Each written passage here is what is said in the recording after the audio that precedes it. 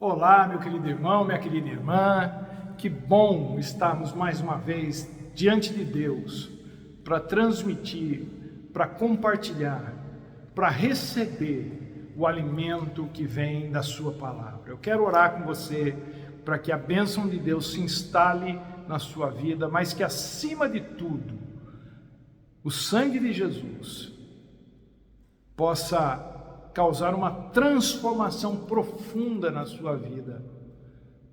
Essa é a minha oração, esse é o meu desejo para você, que Deus te livre de todo mal e que você se livre daquilo que consome a sua vida através do sangue de Jesus.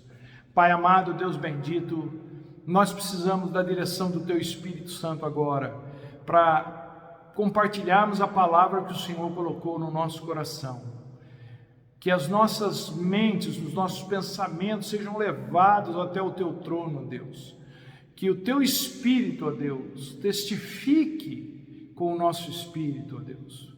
Para que nós recebamos a palavra e ela seja assimilada por nós, para que nós tenhamos uma vida abundante. Abençoa essa pessoa que está nos assistindo, Deus, que está nos ouvindo, que o Senhor fale com ela, fale com ele, ó Deus, e que a Tua palavra, a mensagem da Tua palavra vingue nesses corações, em nome de Jesus, amém e amém. 1 de João, capítulo 1, primeira carta de João, capítulo 1, verso 5, diz assim, o apóstolo João falando: esta é a mensagem que dele ouvimos e transmitimos a vocês. Deus é luz, e nele não há treva alguma. Se afirmarmos que temos comunhão com ele, mas andamos nas trevas, mentimos e não praticamos a verdade. Se, porém, andarmos na luz, como Ele está na luz, temos comunhão uns com os outros, e o sangue de Jesus, seu Filho, nos purifica de todo o pecado. Se afirmarmos que estamos sem pecado, enganamos a nós mesmos, e a verdade não está em nós. Mas se confessarmos os nossos pecados, Ele é fiel e justo para nos perdoar os pecados e nos purificar de toda injustiça. E mais um versículo na primeira carta de Paulo aos Coríntios, capítulo 11, verso 30. Diz assim: por isso, há entre vocês muitos fracos e doentes, e vários já dormiram. Bom, gente, diz o ditado que para baixo todo santo ajuda. E isso não é apenas uma máxima, é uma baita verdade que a gente constata facilmente na vida. A gente não precisa fazer nenhum esforço para ir para baixo, é só deixar rolar. E santo, nessa máxima, que não tem nada de santo, pode ser substituído por qualquer coisa, não precisa ser especificamente por uma pessoa. Pode ser uma notícia ruim, né? Para baixo toda notícia ruim ajuda. Pode ser uma perda, pode ser um vício. Para baixo todo vício ajuda. Para baixo toda perda ajuda. Pode ser um pecado, e essa é uma verdade. Para baixo todo pecado ajuda. Enfim, pode ser qualquer coisa ou pode ser muitas coisas que nos puxam para baixo. Agora, para cima a coisa já é bem mais difícil. Subir é bem mais difícil do que descer. Para subir é preciso um certo condicionamento que para descer não é necessário. Por exemplo, fazer sucesso em qualquer área da vida exige muito esforço, muita dedicação, muita perseverança, muita abnegação. Para viver na mediocridade, não. Para ter uma vida saudável, é preciso muita dedicação. Não é só ir na academia. É preciso também abrir mão de uma série de coisas que estamos habituados a fazer, que estamos habituados a comer e que gostamos de fazer e comer. Então, gente, o que eu quero dizer é o seguinte: uma vida no padrão de Deus não é mole, não. Quando o autor aos Hebreus, no capítulo 12, escreve que nós temos que nos focar no autor e consumador da nossa fé, eu entendo que ele esteja se referindo a uma escalada, portanto, para cima. Não é despencar, que obviamente seria para baixo. E por que essa escalada para nós é tão difícil? Por causa da força da gravidade maligna que nos puxa para baixo. Quer ver uma coisa? Não sei se vocês já notaram o seguinte: a gente tem a palavra de Deus para nos alimentar, a gente tem o Espírito Santo, que é o oxigênio que pega fogo dentro de nós e faz o nosso coração arder, nos dá os dons espirituais. Nós temos isso, a palavra e o Espírito, mas ainda assim nós temos muita dificuldade, mas muita mesmo, para vivermos uma vida no padrão de Deus. Então o que é que está faltando? Entendo eu que esteja faltando um elemento que faça o serviço do tipo leve e traz. Sabe aquele serviço? Você liga para a lavanderia para eles irem pegar a sua roupa suja na sua casa.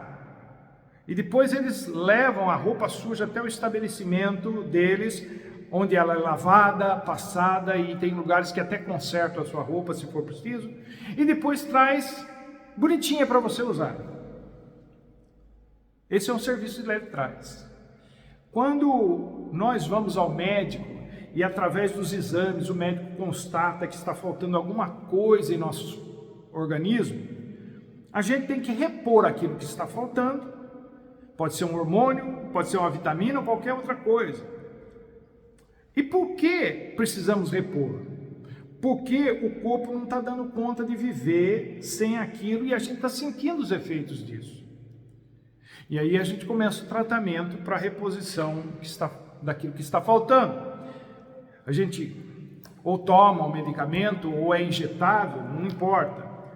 A pergunta é: quem é que leva o que está faltando até onde está faltando no corpo?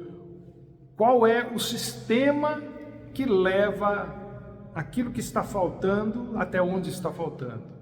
É o sistema circulatório, é o sangue. É o sangue. O sangue circula pelo corpo, promovendo a troca do oxigênio e nutrientes por dióxido de carbono. Isso é, a grosso modo, eu que não sou médico, não sou entendido na área, é um serviço de leve trás. Ele faz distribuição e coleta. Ele distribui os nutrientes e oxigênio para as células e coleta o que precisa ser eliminado pelos rins, que são as toxinas. O sistema só funciona perfeitamente se estiver fazendo essas duas coisas, levando até as células o que elas precisam e coletando delas o que precisa ser eliminado. E aonde eu quero chegar com essa conversa? Uma vida espiritual só funciona perfeitamente quando o seu sistema sanguíneo espiritual distribui os nutrientes, mas também coleta o que precisa ser eliminado. Um crente só está bem de fato quando o sangue de Jesus está fazendo o serviço completo, o leve e traz, porque se for só o traz, sem levar, não funciona. Para que trazer se não pode levar o melhor? Como trazer e não levar? O sangue de Jesus tem essa função dupla, ele distribui pelo corpo e alma aquilo que é vital, através da palavra de Deus, que são os nutrientes e as reposições, e também distribui o oxigênio, que é o Espírito Santo. Mas também deveria coletar de nossas vidas o que é tóxico.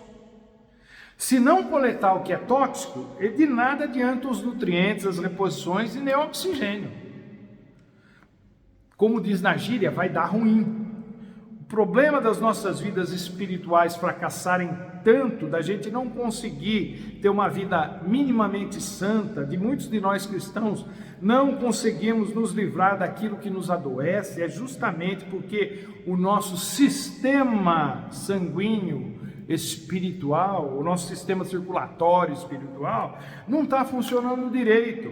O sangue de Jesus faz a distribuição de tudo que a gente quer e precisa. Ele traz os nutrientes, traz oxigênio, palavra e espírito, mas não está conseguindo coletar de nossas vidas as toxinas que precisam ser eliminadas e que, se continuarem em nós, acabarão nos destruindo. Acontece que esse sistema circulatório espiritual não é automático, ele é mecânico. Você precisa apertar a embreagem e trocar marcha. Em outras palavras, não tem esse negócio de eu tenho Jesus, está tudo certo, está tudo resolvido. E por que não está tudo certo, não está tudo resolvido? É só cair em si para ver que esse simplismo não funciona na prática. O que tem de crente doente não é brincadeira, e não estamos falando de doenças físicas, não. É doença mental, emocional, espiritual. E sabem o que é pior do que estar doente? É não aceitar o tratamento. O que tem de crente que não aceita tratamento não é brincadeira. O que tem de crente que engana a si mesmo não é brincadeira. A gente fala tanto em qualidade de vida, mas a vida espiritual dos crentes, na sua grande maioria, não tem qualidade. Não tem qualidade.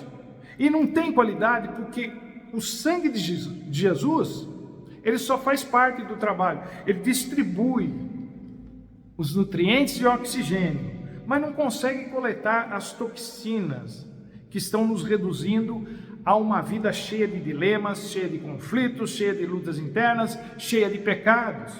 Em outras palavras, o sangue de Jesus nos dá as bênçãos e também nos dá o céu, mas não está conseguindo nos purificar de todo pecado, dos nossos pecados. Resultado, crente doente, com medo de morrer.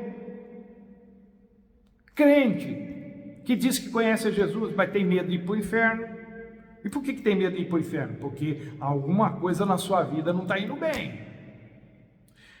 Cheio de neuroses e psicoses, cheio de pensamentos conflitantes, uma verdadeira bomba relógio prestes a explodir. E os tratamentos humanos resolvem, mas resolvem paliativa e temporariamente isso.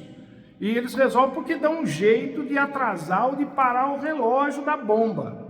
Mas o problema é que a bomba ainda está lá. Qualquer coisa pode acioná-la ou detoná-la, porque mesmo uma bomba que foi desarmada continua sendo perigosa. E ela ainda está dentro da pessoa. Um belo dia, que não tem nada de belo, algum gatilho aciona a bomba e a pessoa surta, comete os maiores desatinos, a pessoa tem um colapso nervoso, um infarto, um AVC ou coisa que o valha. Por quê? Porque quando a bomba explode, sai de baixo, os efeitos disso são devastadores. Palavra de Deus e Espírito Santo não são suficientes para fazer todo o serviço. Se fossem, Jesus seria desnecessário.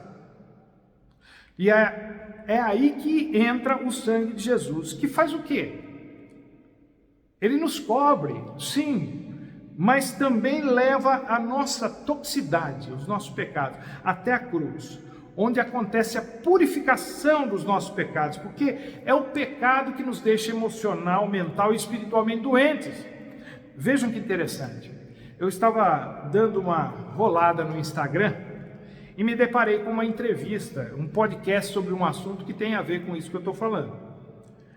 O sujeito, que eu não sei quem é, me desculpem a ignorância, deve ser obviamente é um empresário de sucesso, eu só não sei quem é. E ele estava falando com dois outros empresários daquele programa da Sony, o Shark Tank. O entrevistado estava contando que disse para um amigo, muito tempo atrás, que a mãe fazia a melhor palha italiana do mundo. E que por isso, a empresa de doces que ela estava abrindo ia decolar e ser a melhor empresa de doces do Brasil. E o amigo olhou para ele e disse: não é bem assim. Nem sempre as empresas que têm os melhores produtos são as maiores empresas, são as que vendem mais. Ele falou: mas então, qual é o segredo para vender mais? E o amigo dele respondeu: a distribuição. As maiores petrolíferas não são necessariamente as que têm o melhor produto, mas são as que têm as maiores distribuições. Os maiores bancos não são os que têm o melhor atendimento ou melhores negócios para os clientes, mas são os que têm as maiores distribuições. A maior pizzaria do mundo não tem a melhor pizza do mundo, mas tem a maior distribuição do mundo. Ele disse, e eu achei isso interessante, o segredo é a distribuição, é o sistema circulatório, né? É o sangue correndo. Quanto mais áreas ele atingir, melhor. Não adianta você ter o melhor produto se ninguém conhece o produto. E no caso do sangue de Jesus, que é o melhor purificador do mundo, que tem o melhor serviço de leve e trás do mundo, do universo, infelizmente nem os crentes o conhecem direito e não fazem bom uso dele. Quando Deus chama Moisés para tirar o povo do Egito, 10 pragas acompanharam o processo, como vocês bem sabem. Nenhuma delas atingiu o povo de Israel, mas na última, uma ordem foi dada para que eles não sofressem o dano. Qual que for a ordem? Coloquem sangue nos umbrais das portas e janelas para que o anjo da morte não entre nas suas casas. Eles estavam cobertos pelo sangue. Olha que interessante, estavam cobertos. Mas ainda assim continuavam os mesmos, com os mesmos erros, os mesmos pecados, as mesmas inclinações. O sangue dos animais colocado nos umbrais das portas de suas casas não os mudou, não os purificou, não os tornou mais alvos do que a neve, só os livrou da morte dos primogênitos.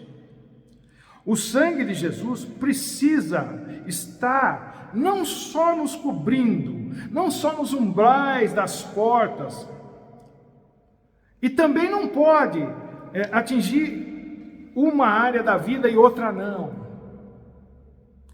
Ele tem que estar por toda parte do nosso corpo para que haja uma purificação completa. Se isso não está acontecendo é porque a distribuição está deixando a desejar. E se fica a desejar, o sangue de Jesus, por melhor que seja, e não há mesmo outro igual, não produz o resultado esperado.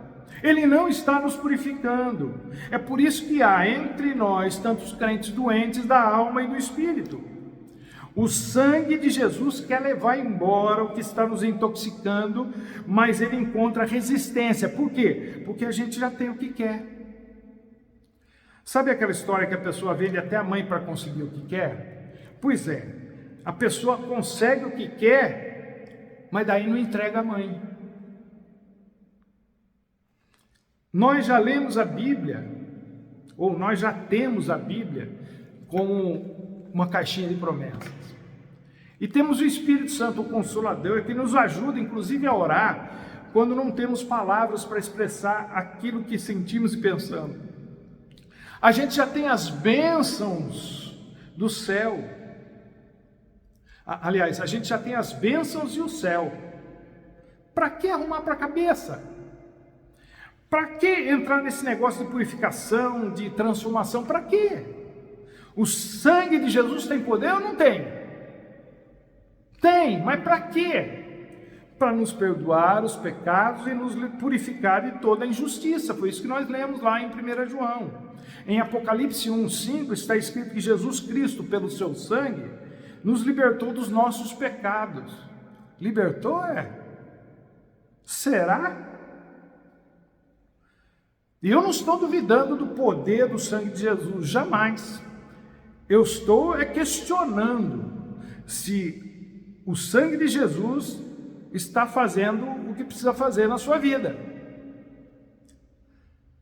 E problema com o sangue de Jesus não existe. Então, por que a gente está sempre em crise? Por que a gente nunca está contente com nada?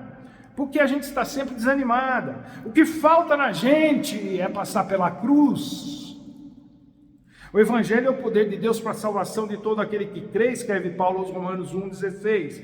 Mas antes de escrever isso, no versículo 5 de Romanos 1, ele escreve uma outra coisa. Diz assim: por meio dele e por causa do seu nome, recebemos graça e apostolado para chamar dentre todas as nações um povo, nós, para a obediência que vem pela fé. Então, gente, nesse negócio de salvação, a premissa não é só a fé, é a obediência que vem pela fé. Jesus fez, esse negócio de Jesus fez tudo e a gente não tem que fazer nada, é só verdade com relação à eternidade.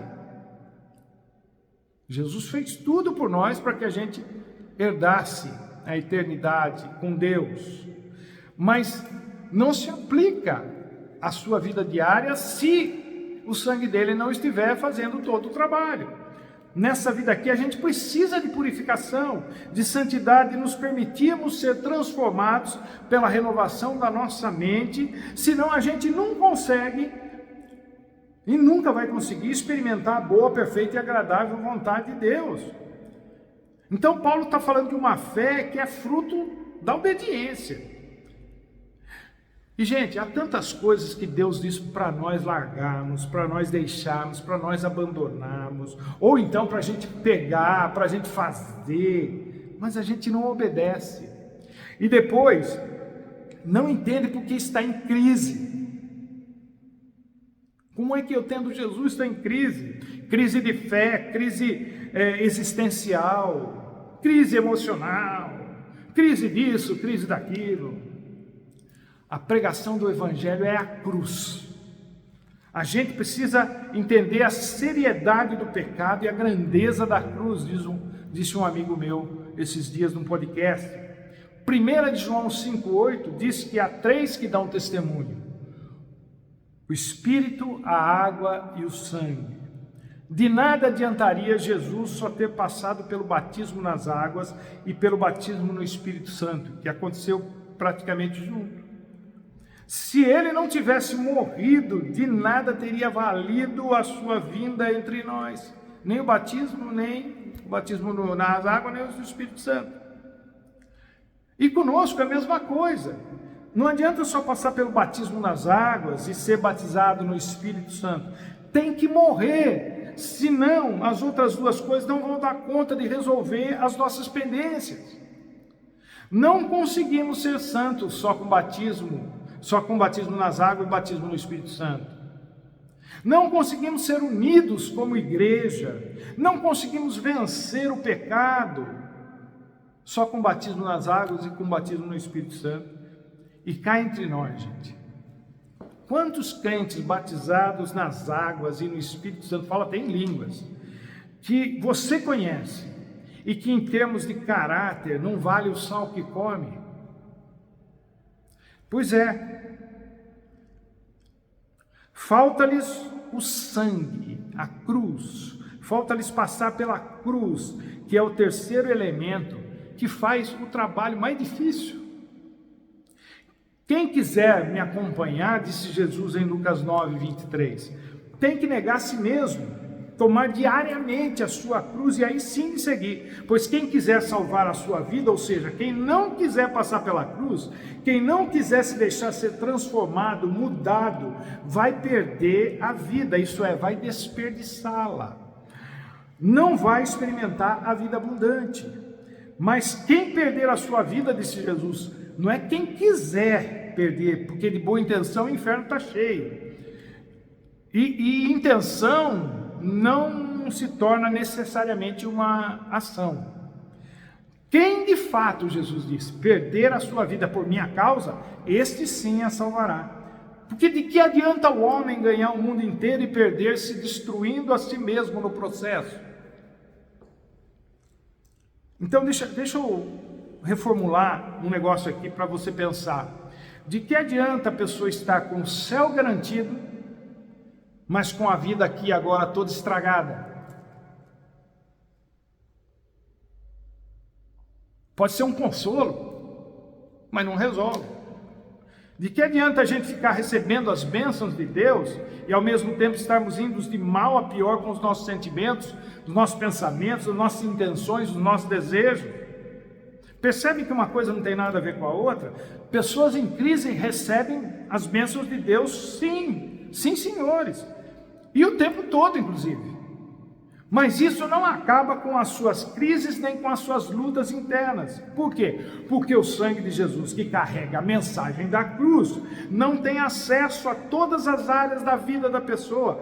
E a gente sabe que onde não passa sangue, necrosa, e precisa ser cortado fora. Então, gente, a palavra é o pão, o alimento, o combustível. O Espírito Santo é o fogo que faz arder, que faz queimar o combustível. Mas só isso não é suficiente. Por quê? Porque falta o elemento que leva os dois a todas as áreas do corpo. Sem a logística, aquilo que precisava chegar não chega e a reação não acontece. O sangue precisa levar o que a gente já tem, que é a palavra e o Espírito, para cada área, para cada célula do corpo. E se não for assim, gente, não tem jeito.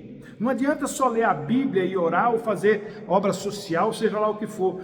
O que diz tudo sobre a nossa fé é a transformação que a palavra e o Espírito podem realizar em nós, quando o sangue de Jesus chega com eles em cada área das nossas vidas. E quando ele chega lá, com o Espírito Santo e a palavra, aquilo entra em nós, o nutriente, o oxigênio entra na gente, mas ao mesmo tempo Jesus, o sangue de Jesus tira a sujeira, as toxinas, o pecado. E daí não tem mais contradição, não tem mais incoerência, não tem mais justificativa, não tem mais discrepâncias entre aquilo que a gente diz que crê e a vida que efetivamente a gente leva. Até algumas décadas atrás não se falava em doenças emocionais como se fala hoje. Eu sei que elas sempre existiram, mas ainda não eram vistas dessa forma. Mas hoje, a gente sabe que muitas doenças são frutos de um desequilíbrio emocional e eu diria até espiritual. Tem que tratar, senão a qualidade de vida fica muito comprometida. E uma das coisas que nos ajudariam muito na cura seria uma comunhão maior como igreja. Os primeiros cristãos partiam pão de casa em casa, diariamente, diz Atos. Eles perseveravam na doutrina dos apóstolos, isso é, na palavra. Perseveravam também nas orações, isso é, no Espírito. E isso estava chegando no corpo por causa da coinonia, da convivência, da comunhão. Não havia espaço para outra coisa, então, senão para viver a vida abundante prometida por Jesus, que era uma vida cheia de fé, cheia de ousadia, cheia de esperança, cheia de amor, cheia de milagres. Problemas tinham, mas eram problemas externos. Por que a comunhão é vital? Porque se nós temos comunhão uns com os outros, diz o texto, e eu tenho uma necessidade, por exemplo, eu tenho uma necessidade. O sangue de Jesus que circula entre nós, como igreja, como corpo de Cristo, ele leva essa minha necessidade pelo corpo até que ela seja suprida de alguma forma por outra parte do corpo. E se eu tenho algo para dar, se eu tenho algo que está sobrando, que está me motivando a dar, esse algo que eu tenho também é levado pelo sangue de Jesus através do corpo até que chegue em quem precisa. Tudo é via o sangue de Jesus, entendem? Tudo, absolutamente tudo. Nada acontece no corpo sem passar pelo sangue. O sangue de Jesus derramado na cruz é vital. E é isso que eu espero que você entenda e assimile para si. Só quando a gente passa pela experiência da cruz é que as mudanças começam a acontecer. Você morre na sexta, mas ressuscita no domingo. Se o grão de trigo não cair na terra e morrer, continuará ele só. Mas se morrer, dará muito fruto, disse Jesus em João 12. O sangue de Jesus, diz o hino, me lavou, me lavou. O sangue de Jesus me lavou, me lavou. Lavou, mas não lava só por fora. Mais do que por fora, Jesus quer nos limpar por dentro. Então deixa que Deus ministre essa palavra no seu coração. Deus já fez e está fazendo a parte dele. E você?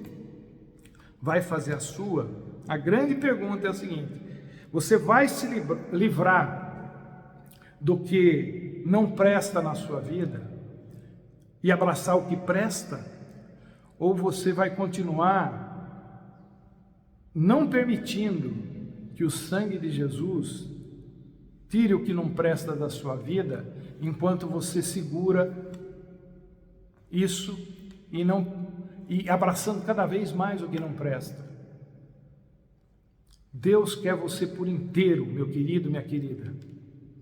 Mas isso só é possível se a palavra e o Espírito Santo forem conduzidos pelo sangue de Jesus em cada área da sua vida. Aí você vai ter uma vida abundante.